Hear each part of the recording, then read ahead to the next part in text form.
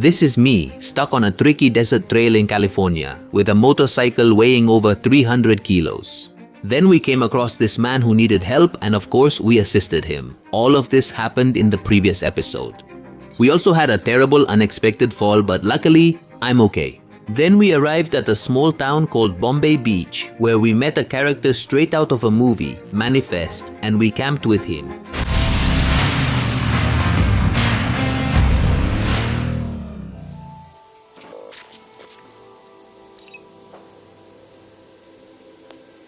Good morning, like the little earplugs. I'm already feeling the earplugs. Estoy sintiendo los gallos. Bueno. I didn't have a very good night because look at this.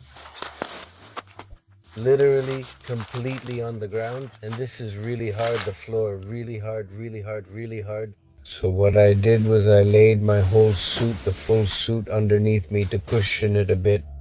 And at night it started to get a bit chilly, so I got into the sleeping bag. Honestly, I was so tired that I slept, but just imagine right on the floor. Let's go. Mom, no good morning. Go to your place. Oh.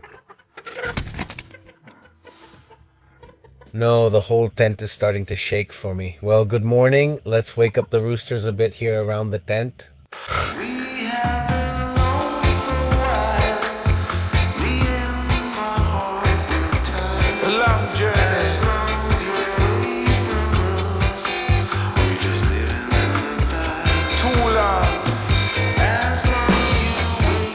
They're your kids, right? This is my family. It's all I have. Seven roosters and a little dog.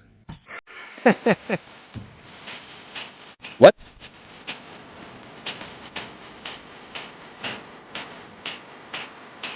We woke up in this little town with a post-apocalyptic aesthetic and sculptures made from recycled materials. Welcome to Bombay Beach, located on the shores of the Salton Sea, an artificial lake that was formed in 1905 due to an engineering mistake when diverting the waters of the Colorado River. You try to be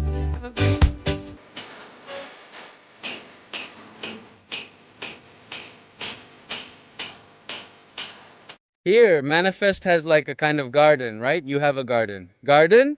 You already know all those words, I don't know. Garden?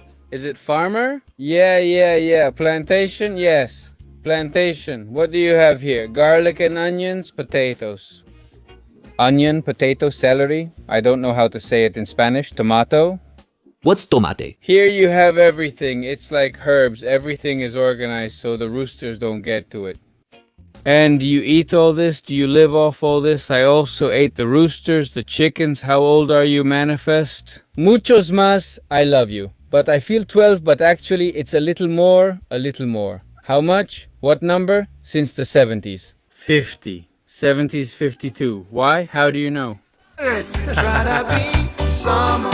In the 1950s and 60s, it was a tourist destination, but the increasing salinity of the lake caused an ecological disaster in the 1980s, which led to its abandonment. Does all of this fit inside your motorhome? Yes, it only takes an hour and a half to put everything away. Everything you see around the motorhome. Everything fits inside. And I'm really good at Tetris, really good. You're a specialist. And look at what you have to throw the ball. You do it like this. Boom. And this is done like this. It's about doing it like this. Damn, that's going to cut. This is good. Fertilized eggs. The big ones are the big ones. And the small ones are from there. And those are their homemade ones. See? Those are mine. Cheers. Come on, we're here with Manifest having some almonds for breakfast. I've got the eggs here. And later, I'm going to have you try, mate. Of course, we've started drinking, mate, Argentine mate. Look at this, mate. The Patronelli brothers, thank you. What a beautiful mate you gave me. A classic Argentine thing, you have to try it. Thank you, yes. It's not my first time, it's not my last time. Kilo, yes? Of course, I like this. That's good. I like grass. Grass is all around in my little house in the desert. So yeah, grass is something. Did you like it? Of course, very good. Approved. The mate. Thank you. Despite its decline, a group of artists turned the town into a creative space, organizing a festival called the Bombay Beach Biennale, attracting thousands of visitors. Music. You are a good man. You are a good man. You are a good man. You too. Thank you. Here, this is for you, so you can buy. Are you sure? Fuel. I don't need it, but do you want it? Thank you. I really appreciate that you opened the doors of your house to me. The same goes for you. It's for me too. I love you, brother. Thank you. You are a good man. Bye, Makuma. Bye, my love. Bye, my friend.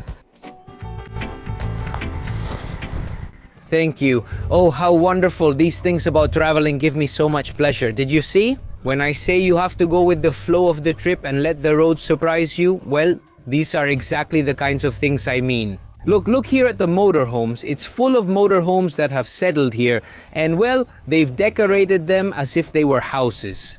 We're in the middle of the desert. We're going to keep heading toward Arizona. Let's see what we find today. Bombay Beach, thank you all so much for everything. And we're leaving, we keep going, we keep heading toward our goal, which is north. Let's go. Vamos.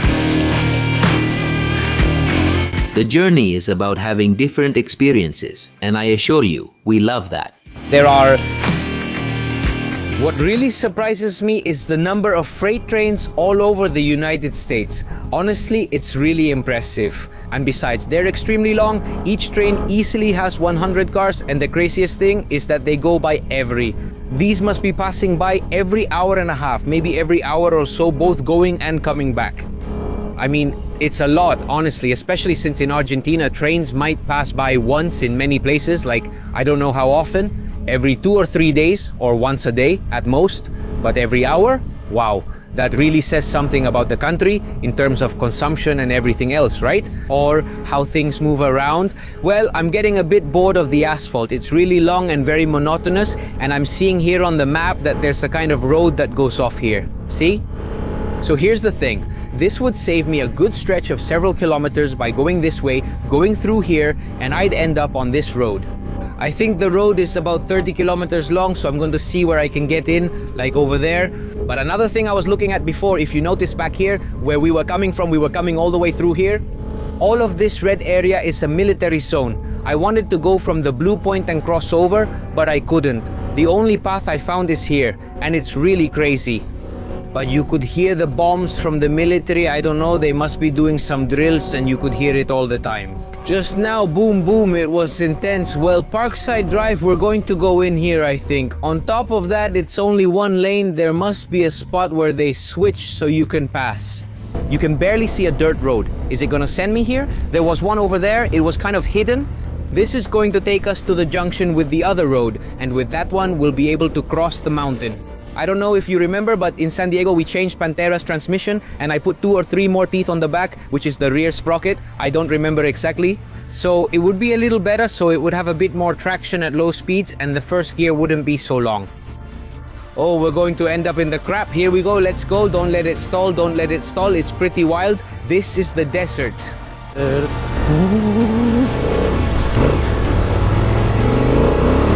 Oh, how beautiful it is. Wow, goodbye. I knew it was going to happen. Let's go. The bike, your leg doesn't get badly stuck. Saddlebags always save you. With saddlebags, if the bike falls, your leg doesn't get badly trapped. It's nice to be on the sand, right? Sitting down. Let's get Pantera up. Nice kid. I think the desert is going to be a very good friend to us. This screen kicks the sand up at me. Creo que el desierto no va a ser un muy buen amigo para nosotros, ¿eh? Ay, la arena esta. I think the last time we picked up Pantera like this, with so much sand, was in Isla Blanca in Mexico. Do you remember? On the outskirts of Cancun. This is going to get stuck. If I don't pull it back a bit, I'm going to have to pull it back, otherwise it's going to get stuck. Look at the front wheel. It might get buried. Maybe, maybe not. Let's see. Let's try. I'm not going to force it too much.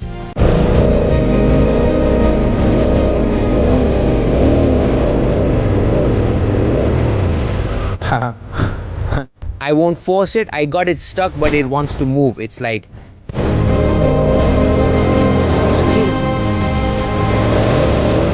No, now I really messed it up. Now I did, but it looked like it was going to work. Look how this turned out.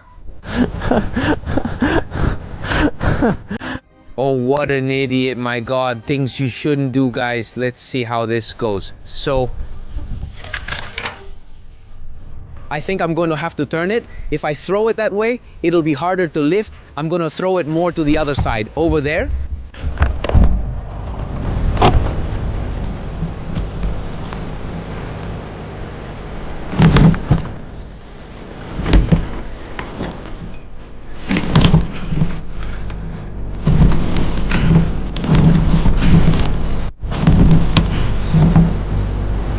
So my feet don't sink. Let's go, we're ready. Yeah?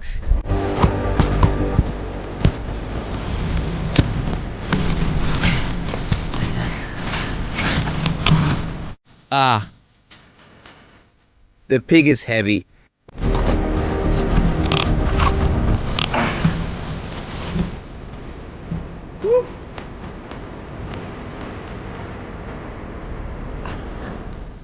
Come on, look how heavy Pantera is.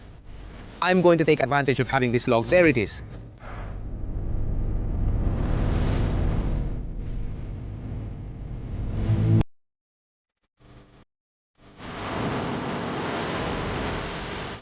Come on, it's heavy, mamita, it's heavy. And we still have more to go. Let's go slowly because this sand is tough. I'd rather go slowly like this. The thing is, I don't want to burn out the clutch too much either. Let's go. Ah. Oh, let's see, where does this go? There's like a path up there. Ah, now it's gotten a little better. Whoa, whoa, whoa, whoa, whoa. Is that the path?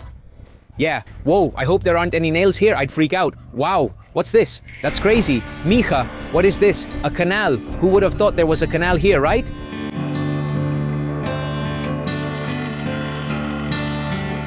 Let's see what we find up ahead. The route I want to take comes up further on. Let's see what's up. I also want to see what we're going to run into. Because from what I've been told, it's only for 4x4S. The thing is, if we get a road with sand like we just had, honestly, that's just asking for trouble instead of enjoying it. And that's not the idea, right? It's about enjoying it. If something happens, well, you suffer, but in the end, you enjoy it.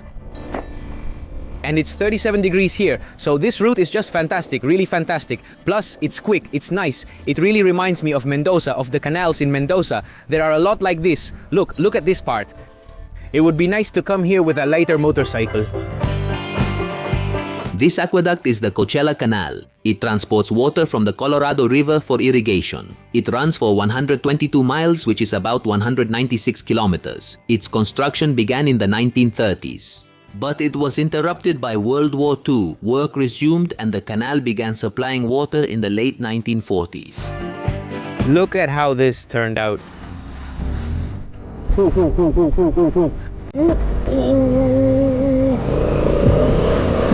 What happened? It's like there was a diversion in the channel. It got a bit tricky there. It's really treacherous. For a moment, the path is up there. Where can I go up? Let's see. The thing is, it's all soft ground. Whoop, whoop, whoop. No, no, no, no, no, no, no, no. Oh, look at all these rocks. It's important to stay hydrated in these situations. Dehydration can really mess you up in these cases. How did I hit that one? The bike is showing me 40 degrees. Do you know what feeling I had when I rescued that man in the desert? The same feeling I had when I went through El Impenetrable in Chaco, Argentina. That unbearable heat when you just can't handle it anymore. I had water and everything, but those were the only times I experienced that. The only other time I went through sand and extreme heat was in El Impenetrable in Chaco, Argentina. We crossed the canal, no water, and continued. Here we're cutting several kilometers off the original asphalt route.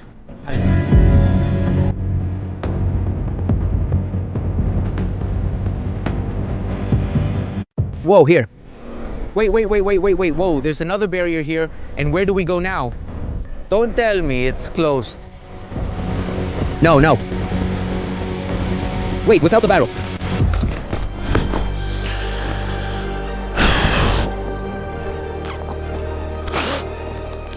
It's uneven. This ha. I stopped because the track here is uneven. It's like this. Well, it's fine. No, here, honestly, I don't want to go through any private property here. Let's turn back. All right. Whoa. Sack really wants to win. I swear the heat right now is tremendous, overwhelming.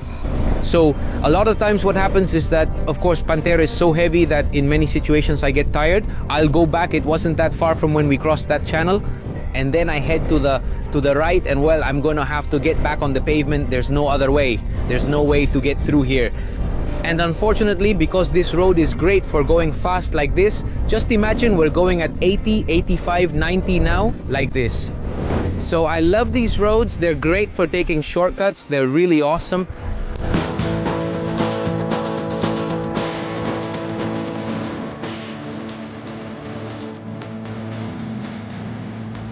Finally, pavement, how I love you. Look at this palm grove. It's huge. That's crazy. And it's so neat, right? I remember we've seen some other palm groves before. For example, in Costa Rica, I remember near Ubita in the Pacific area, but it was much more forested, right? You couldn't see as much, but this is perfect. It's like, yeah, it looks like a model with how they're arranged. What really catches my attention here is that suddenly, in the middle of nowhere, I don't know, for example, over there, they're building some kind of shopping center. No, it looked like a school, and you think, what's going on? But also, it's all out, right? With all the bells and whistles. Look at these plantings. What are they? Vineyards? This must be grapes. No, there's nothing. Everything's already been harvested. See? That's crazy. I didn't know there were vineyards here. And these must be what? Orange trees? No, lemon. Look, see?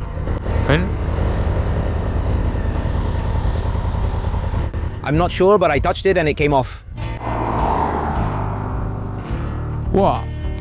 Wow. Yeah, it's a lemon. Look, what a nice lemon. Wow, amazing. So good. They say you should treat yourself. In life.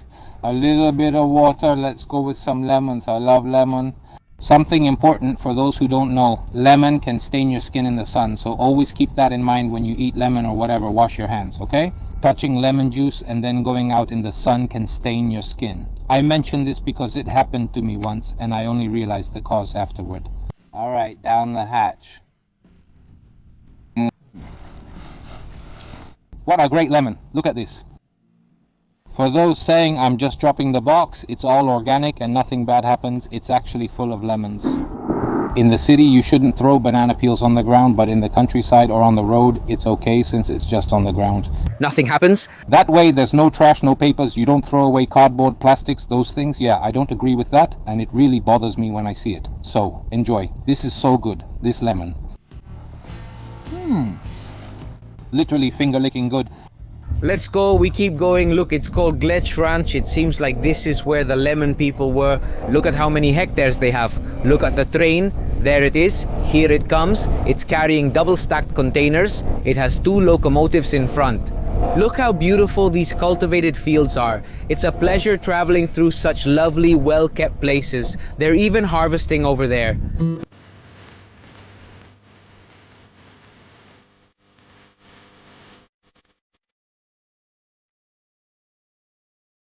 Let me tell you, without even realizing it, we just got on Route 66. Yes, the famous Route 66, we're on it.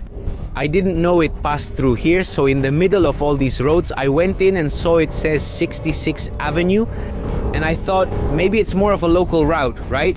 But yes, I just asked a man and he told me, yes, this is Route 66.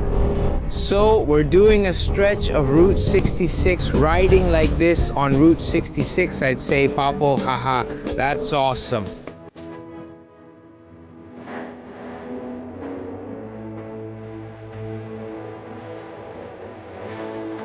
Route 66 crosses 8 states in the country, from Santa Monica to Chicago, covering a distance of 3,940 kilometers.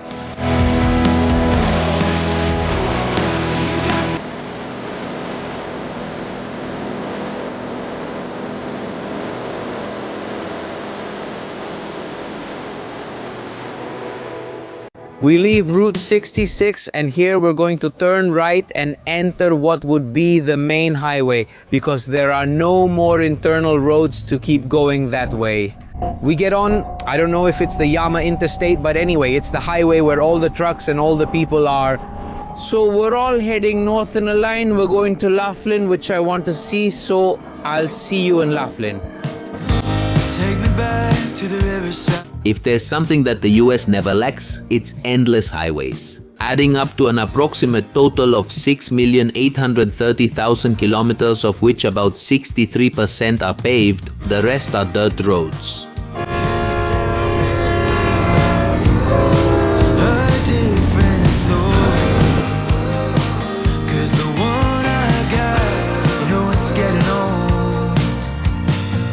Taking advantage of the fact that the chain is hot, let's lubricate it.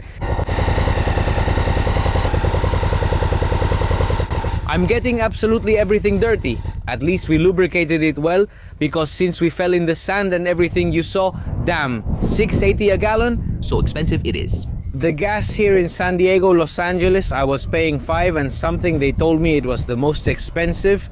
Let me tell you, we arrived with just enough in reserve, and when I started up, I didn't expect so many kilometers of desert. We thought about it, but we got lucky. I made it with the tank nearly empty, I'm telling you. A lot of heat and a huge desert. We're talking about 150 straight kilometers of desert. Straight now we've filled up. We just need to recover a bit of energy, and we keep going.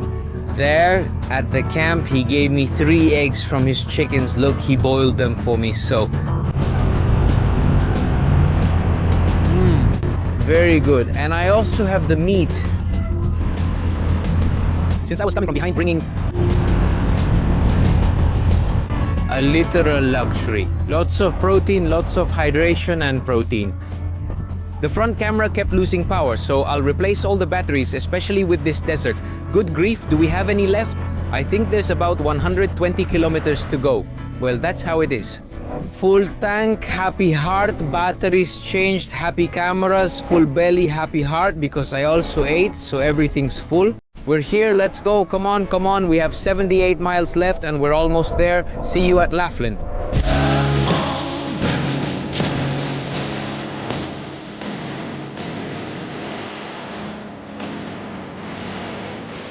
We're arriving at Laughlin, and to our right we can see the famous Colorado River. With a temperature of 38 degrees, we're arriving at Laughlin. Look, there it is. That's that circle with all those buildings you see there, from that big one to the one over there. That's it. That's literally all there is. This place is in the middle of the desert. All right, welcome to Laughlin. We're coming in. Do you know the history of this place? I'm going to tell you now. It's incredible, these parks where they keep all the motorhomes, you know? Take a good look at how many motorhomes there are. Some are for sale and others just rent space to leave them here. But what really catches my attention is how many there are. Because it's one thing to find them in some places, but everywhere you go, you turn over a stone and there's a motorhome. It's incredible. Look, there's another park here too. Look, there are even more. Wow. Now that we've made it to Laughlin, this place has a story that I assure you you're going to love, just like I did. Me too. We are literally on the banks of the Colorado River. This is the famous Colorado River, and we are in the state of Nevada right now. Over there in front is the state of Arizona. Yes, right over there, just across the Colorado River. Do you know how Laughlin was founded? Laughlin began to take shape in 1966 when Don Laughlin, who owned a few casinos in Las Vegas, sold his share with his other partners. And with his small plane, he started to explore the desert a bit. During that trip through the desert, did he see a strategic place like this?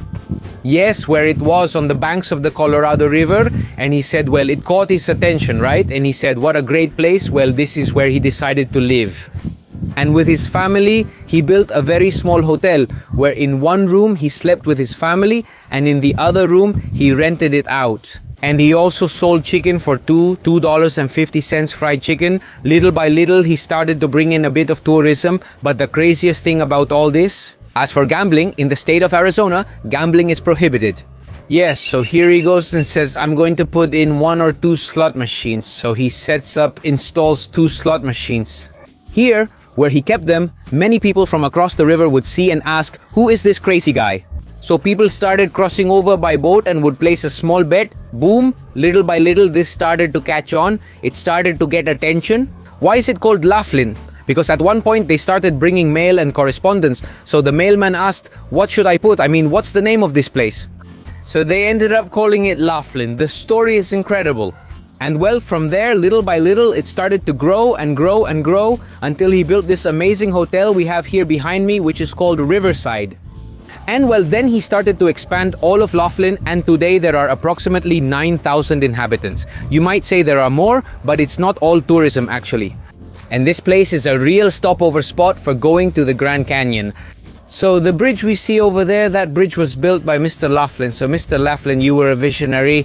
Rest in peace, because he passed away recently.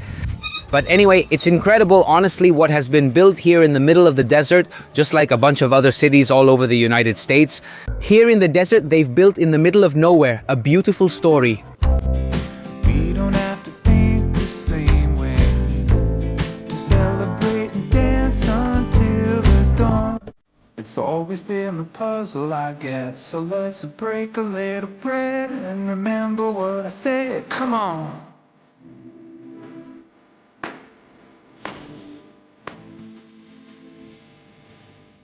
But all this information I'm telling you was told to me by someone very special, and that's why I'm here, standing at the entrance of a casino. You might ask, is Che going to gamble or not? No, I'm not a fan of casinos, but I do have a mission. I promised someone many of you already know, that I would come here, and for me, it's a privilege to be here. And obviously, since we were nearby, being in the same country, I couldn't miss the chance to come visit her. I'll tell you who she is in a moment.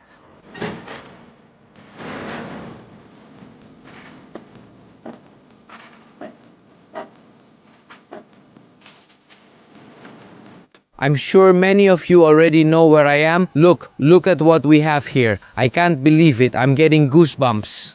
We have the Black Princess, the famous gold wing 1100 of our beloved Argentine Emilio Scotto. Look at this, I swear, I'm getting goosebumps. What an incredible place. I know many of you may know it, but for me, passing through here was something I just couldn't miss. Something I also promised to Emilio, whom I met recently and we spent a long time together. He gave me his book, signed and dedicated. We were recently in Las Vegas and we were very close, but I thought it was somewhere else. Here it is, the famous Black Princess. During his trip, Emilio was imprisoned in Liberia, escaped from pirates in Somalia, had malaria, and was accused of espionage several times. Emilio Scotto holds the Guinness World Record for the longest round-the-world motorcycle journey in history. He traveled no less than 750,000 kilometers and 215 countries from 1985 to 1995. Can you imagine in those years with this beast how heavy it is, going through places that weren't even paved? Honestly, I take my hat off to you, Emilio. It's a pleasure to be here, and I want to share some details with you. Emilio Scotto himself told me about them and said, Sebastian Villanueva, check this out, check that out, look at this. So thank you, Emilio, for all the info you've given me about Laughlin, which I didn't know about, and those little details are great because we get to know a bit more about its history. He had unforgettable moments, like receiving the blessing of Pope John Paul II and getting help from Diego Maradona during his time in Naples. Look at the camera he has attached to the handlebars. It's a Nikon, but notice that he made some kind of mount for it. It's crazy. Look at the mount he made. It's an amazing invention. Just imagine, today we have GoPro, we have Insta360, we have cell phones, we have absolutely everything, and Emilio managed to figure out how to put a camera right there on the handlebars. Do you know how much it would vibrate up there? I don't know, it was just an idea, but it looks pretty sturdy. The Black Princess used 86 tires, replaced the seat, 9 times used, 12 batteries consumed, 700 liters of oil and 42,000 liters of fuel. Notice that there's a map attached to the side, held with some leather straps. Look how incredible the crash bar protector is. It's all made of leather too, right? That's crazy. Spectacular. Music. A really interesting fact is that if you look closely, the bike has knobby tires, like motocross tires. So you might ask, hey, why does a Goldwing 1100 have knobby tires? Well, during the final leg through Greenland, Iceland, and the Labrador Peninsula, Emilio decided to put on knobby tires to see how it would handle in the snow. He said, well, since there's going to be snow and all that, he put on knobby tires and decided to see what would happen. The truth is, it didn't work very well because the bike would get stuck. Obviously, with snow, it depends on when you're traveling. If it's very early or at a certain time of day and so on, it sucks you in. Yes, you sink down. Which is different from sand because there you get a bit more traction and you can handle it better.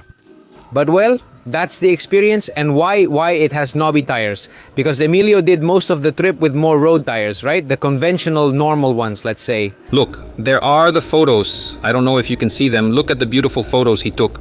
With the bike buried almost completely. Emilio, what did you do? Amazing, that's crazy.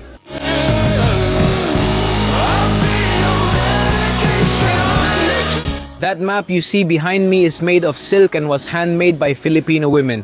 Yes, you heard that right.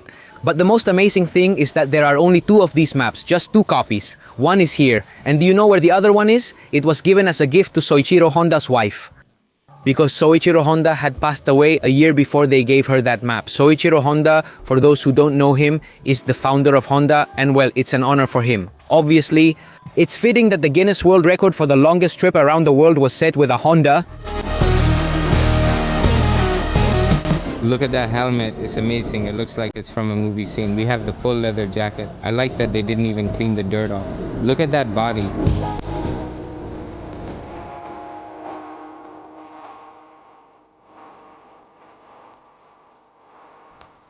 Here we have an award that Honda gave him when he finished his trip around the world. This wooden one is nicely displayed.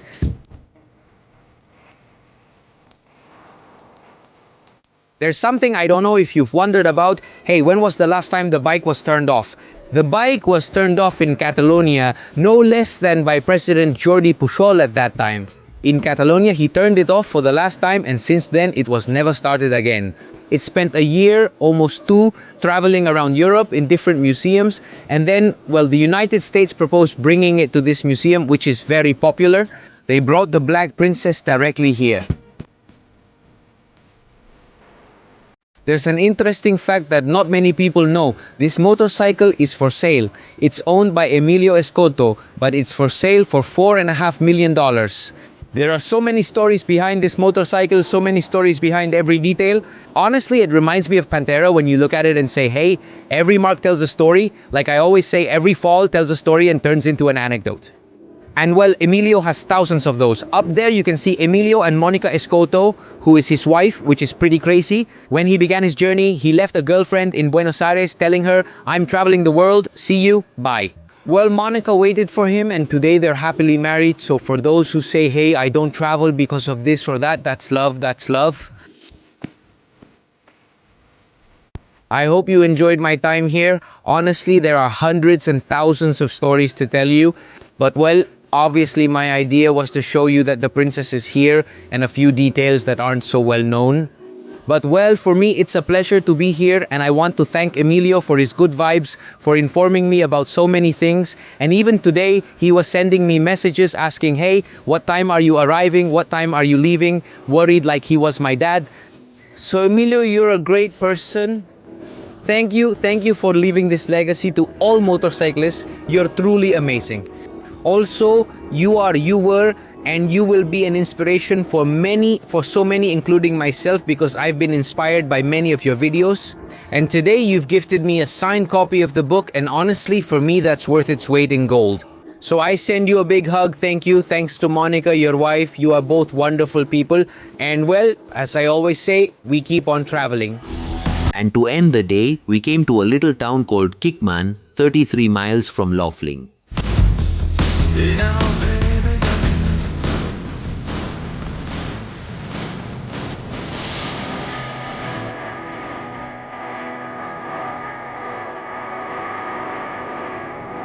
We are in Kingman, the heart of the famous and legendary Route 66. We are in the state of Arizona, and this town is a must-stop for everyone who travels Route 66 from end to end. Don't you tease me with your temptation. Kingman is also known for its Route 66 museum, its historic architecture, and its proximity to the Grand Canyon. Music. Before the town was founded, gold and silver mining camps were established here, but that's not the reason Kingman came to be. Kingman was founded thanks to Louis Kingman, who conducted a study in 1880 to bring the Atlantic and Pacific Railroad. And well, by 1883 he already had it up and running. It's a very important railroad hub, and obviously over the years with Route 66 and everything else, it has become an iconic spot on this route. But that's exactly why they have the steam locomotive behind me, which is also the symbol of the town. Music.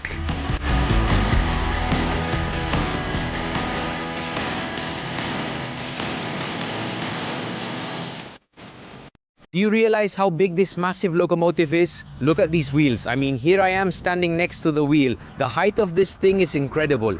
I'm telling you, it's scary if one of these comes at you head on. Music?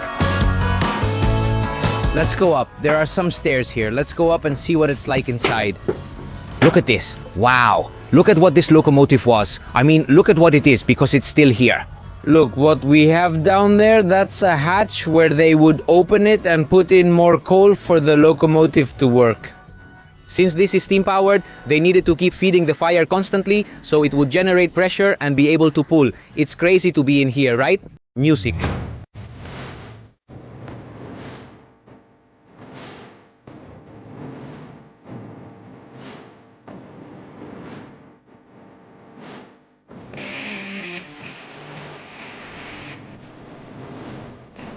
This back part of the locomotive is where they carried all the coal, right? Because this is where they shoveled from, right?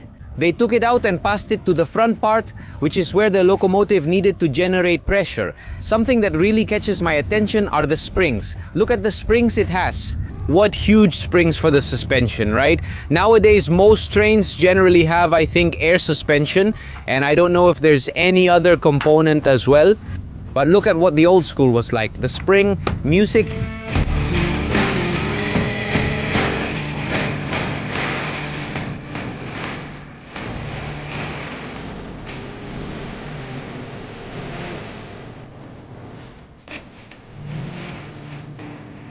This little town is nice, it's really charming, and it must have a lot of history, even though everything is very commercial now, especially with Route 66 and all that. There's a lot of history behind all these towns. Just imagine that the railroad has been here since 1880.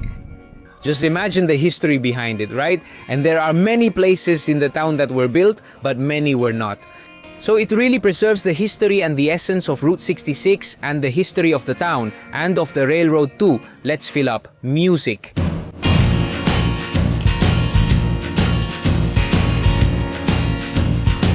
I'm at a crossroads, deciding whether to stay here tonight or head to another town called Seligman. But the problem is that everything over there, since it's part of Route 66, there are a couple more small towns. They told me everything is a bit more expensive, so I think I'll spend the night here. I was looking. See, I typed in hotels here, and it shows me the prices more or less. The cheapest one I found was one called Silver Queen, which costs $43, right? And I looked it up on Booking. And on Booking, it shows me 50. So, well, it should be around there. It's the cheapest I found. It's a 2-star hotel, and it seems pretty good. I don't know. Here, a 2-star is like a 5-star in another place in Latin America. I'm going to check it out and let you know what I did. I also looked elsewhere and found the same thing. They were expensive. To reach the hotel, I had to take a weird highway detour. But this area has such beautiful landscapes. Honestly, it's a shame to have to travel at night. So, well, I said, I'm going to spend the night, and tomorrow we have a really long day. Very long. And my plan is to camp, so we're going to try to alternate, okay? A little camping, a little hotel. Because also, don't forget, these videos don't make themselves. And for these videos, you have to sit at the computer for many hours to work. So, one way or another, I need a place to recharge myself and the camera batteries, well, everything that editing and so on involves, sending material. Well, honestly, it's pretty complex. Look how beautiful this whole area is, the sunlight, how it's shining, but it's so nice. You got me wondering if the rush is worth the wait. This part is called New Kingman, from what I'm seeing. It's a new part of Kingman that was developed. It has been developing over the years. In these areas, there are a lot of hotel chains that are relatively affordable because they are used by many travelers. Something that's nice, for example, is the Denny's, that one over there. Oh, it's here. These restaurant chains are also good because their prices are pretty much the same everywhere, let's say. They're usually all the same, and you can eat omelets, some meat, and the prices aren't crazy either. So that's also nice. Hey, what's this? The inn. It's here. I'll leave Pantera and get the golf cart. Alright, I just reserved the room. It cost me $61. It's the cheapest I found. We're going to spend the night here, and tomorrow we've got a day ahead. I'll try to leave early, I promise. I'll show you the schedule so you see I'm leaving early. Luckily, we have a tennis court here, which is great. Like I said, this is it. It's a workhorse. They have good food, good prices.